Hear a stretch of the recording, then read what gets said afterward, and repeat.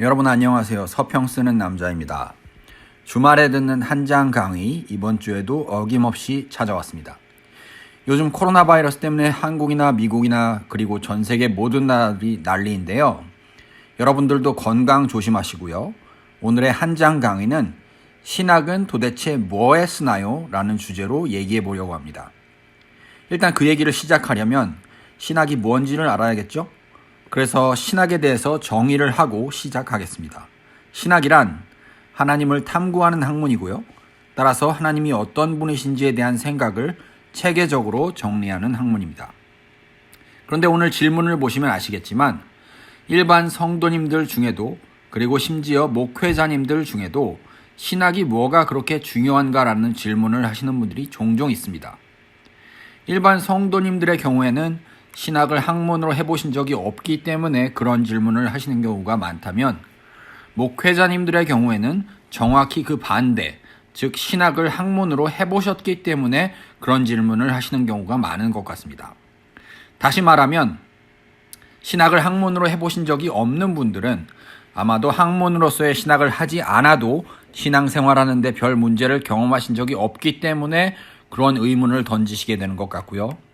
반대로 신학을 학문으로 해보신 분들은 학문으로서의 신학이 실제로 자신들의 목회에 큰 도움을 주기보다는 오히려 괜히 목회를 더 복잡하게 만들거나 성도들이 접근하기 어렵게 만들기 때문에 그런 경향이 있는 것 같습니다. 그렇다면 문제는 뭘까요? 문제는 양쪽 모두 신학이 본질적으로 어떤 것인지에 대해서 오해를 하고 있다는 겁니다. 일반 성도님들의 경우 신학의 필요성에 의문을 제기하실 때 보통 이렇게들 묻습니다. 성경만 있으면 되지 굳이 신학까지 해야 하나요? 이런 질문을 하실 때 일단 동의 가능한 부분은 그분들이 학문적으로 신학을 하실 필요는 없다는 겁니다. 하지만 그럼에도 불구하고 성경만 있으면 된다는 그 생각 또한 신학이라는 걸 그분들이 놓치셨기 때문에 그런 질문을 하신다는 거죠. 이미 앞에서 정의한 대로 신학은 하나님을 탐구하는 학문이고 그 학문은 하나님에 대한 모든 생각을 총망라하는 분야입니다.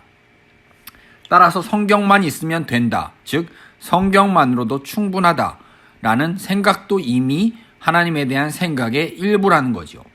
즉 그 생각조차 신학이라는 겁니다. 교회사적으로 말하자면 성경만 있으면 된다라는 생각을 비블리시즘, 즉 성경주의라고 부릅니다. 이 생각은 교회에 다니면서 신학을 해본 적이 없는 현대의 신자들만 하는 게 아닙니다. 역사적으로 수많은 사람들이 이런 생각을 했었고 이 생각에는 장단점이 있습니다. 요는 성경만 있으면 되는 거 아니냐는 생각도 신학이라는 거지요. 성경 외에 전통도 필요하고 인간의 이성도 필요하며 또 경험도 필요하다는 다른 주장도 있을 수 있고 그 또한 신학인 것처럼 말입니다. 자, 그렇다면 목회자님들 중에서 신학이 얼마나 필요한지 모르겠다는 분들의 경우는 어떨까요? 그분들은 학문으로 신학을 하신 분들이기 때문에 신학이 어떤 공부를 요구하는지를 잘 알고 있습니다. 하지만 그럼에도 불구하고 신학이 목회에 뭐가 필요한지 모르겠다고 생각하시는 분들은 신학의 핵심이 하나님과 우리의 관계를 규정하는 지혜이며 더 나아가서는 우리끼리의 인간 사이의 관계를 규정하는 지혜라는 사실을 깊이 경험해 보신 적이 없는 분들일 확률이 높습니다. 만약 신학이 목회에 뭐가 필요한지 모르겠다는 목회자님들이 신학을 별로 중요하게 생각하지 않으신다면 교회가 달려가야 할 목표는 어떻게 정하실까요? 그 목표를 이루기 위해서 써야 할 방법이나 수단은 어떻게 정할까요? 더더군다나 목회자님들은 성도들과의 관계에서 계속해서 마찰과 갈등을 경험합니다.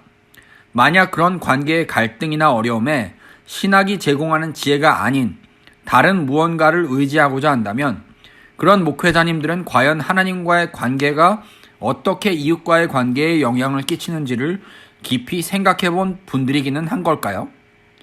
대답은 아마 아닐 확률이 높을 겁니다. 요는 목회자님들 중에서 신학이 목회에 뭐가 필요한지 모르겠다고 생각하시는 분들은 스스로에게 두 가지를 물으셔야 합니다. 첫 번째로 나는 신학이 제공하는 관계의 지혜를 충분히 깊이 파고 들어갔나? 라는 질문을 하셔야 합니다. 두 번째로 만약 신학이 아니라면 나는 교회를 이끄는 이상이나 목표를 어디에서 찾으려고 하나? 라는 질문을 또 하셔야 합니다. 조금 더 부연 설명하자면 제자 삼자느니 이웃사랑하자느니 하는 이미 슬로건화 되어버린 성도들이나 목회자들에게 아무런 감흥도 주지 않는 아이디어가 신학이라고 생각하시면 안 된다는 겁니다. 물론 그것도 신학이 맞긴 합니다만 어떻게 제자를 삼는 것인지 어떻게 이웃을 사랑하는 것인지를 아주 실제적이고 실천적인 차원까지 끌어내려서 사람들에게 감동을 주어야 합니다. 사람들이 하나님과 자신들의 관계의 깊은 차원을 보고 영감을 얻을 수 있게 도와줘야 됩니다. 그게 바로 신학입니다.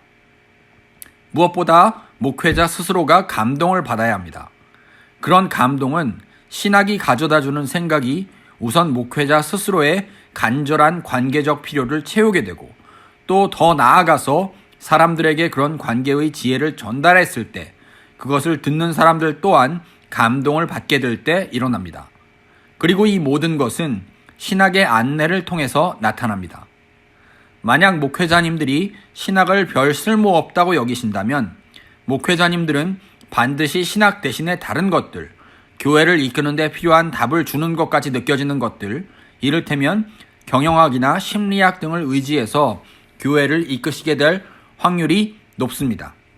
요는 목회자님들이 신학이 목회에 얼마나 필요한지 모르겠다고 느끼는 까닭은 신학이 주는 관계의 지혜가 얼마나 풍성한 것인지를 충분히 경험해보지 못해서 그렇다고 할 수 있겠습니다.